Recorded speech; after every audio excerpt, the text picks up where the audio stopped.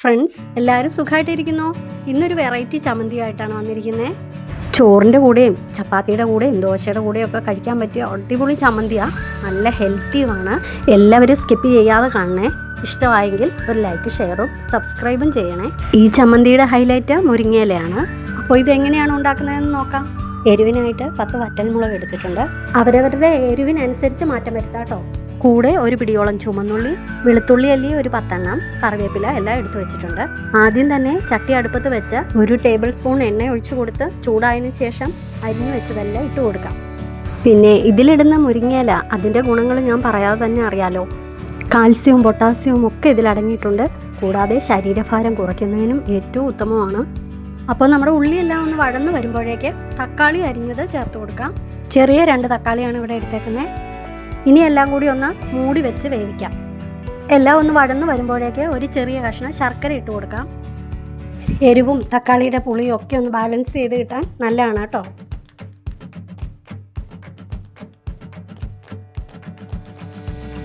വറ്റൽമുളക് നമുക്കിനി വേറൊരു ചട്ടിയിൽ വഴറ്റിയെടുക്കാം.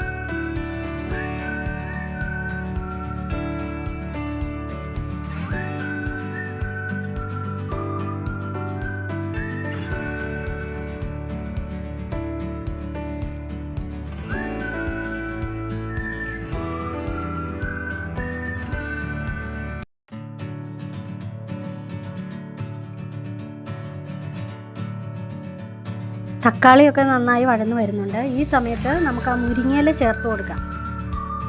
ഒരു തണ്ടിലേത് മുഴുവൻ ഇട്ട് കൊടുത്തിട്ടുണ്ട്. കുറച്ച് മുരിങ്ങയിലയൊക്കെ കിട്ടിയുള്ളെങ്കിലും ഇത് ഈ കറികളിൽ, മോര് കറിയിൽ, പരിപ്പ് കറിയിൽ, സാമ്പാറിൽ ഒക്കെ കടുക് താളിക്കാൻ നേരത്ത് കറിവേപ്പിലയുടെ കൂടെ മുരിങ്ങയിലയും കൂടി ചേർത്ത് കൊടുത്താൽ നല്ലതാണ്. നല്ല ഗുണമുണ്ട്, നല്ല ടേസ്റ്റും ഉണ്ട് കേട്ടോ. ഇതുപോലെ ഏത് കറിക്കും മുരിങ്ങയില ചേർക്കുന്നവരുണ്ടെങ്കിൽ ഒന്ന് കമൻറ്റ് ചെയ്യുമോ? ഇനി എല്ലാം ഒന്ന് വഴന്ന് വന്നതിന് ശേഷം അതിലേക്ക് കളറിനായിട്ട് കുറച്ച് മഞ്ഞൾപ്പൊടി ഇട്ട് കൊടുക്കാം. 1/2 ടീസ്പൂൺ കായപ്പൊടിയും കൂടി ചേർത്ത് കൊടുക്കുന്നുണ്ട്. ഇനി എല്ലാം ഒന്ന് തണുത്തതിന് ശേഷം മിക്സിയുടെ ജാറിലേക്ക് ഇട്ട് കൊടുത്ത് ഒന്ന് നല്ലതുപോലെ അരച്ചെടുക്കാം. ഇത്രയേ ഉള്ളൂ, നമ്മുടെ ചമ്മന്തി റെഡി ആയി കഴിഞ്ഞു. ഈ വെറൈറ്റി ചമ്മന്തി ഒന്ന് ട്രൈ ചെയ്ത് നോക്കണേ. മുരിങ്ങയില ചേർത്തെന്നോർത്ത് ഇതിൽ യാതൊരു രുചി വ്യത്യാസവും ഉണ്ടാവില്ല കേട്ടോ. വളരെ എളുപ്പത്തിലും നല്ല ഗുണത്തോടു കൂടിയും രുചികരമായും തയ്യാറാക്കാൻ പറ്റിയ ഈ ചമ്മന്തി എന്താണേലും നിങ്ങൾക്ക് ഇഷ്ടപ്പെടും. കുറച്ചുകൂടി എണ്ണ ഒഴിച്ച് കടുക് തളിച്ച് ചേർത്താൽ ഒന്നും കൂടി ടേസ്റ്റ് കിട്ടും. വീട്ടിൽ ഷുഗറും പ്രഷറും ഒക്കെ ഉള്ളവർക്ക് അത് ഒഴിവാക്കാം. അപ്പോൾ ഫ്രണ്ട്സ്, നല്ലൊരു റെസിപ്പിയുമായി ഇനി അടുത്ത വീഡിയോയിൽ കാണാം.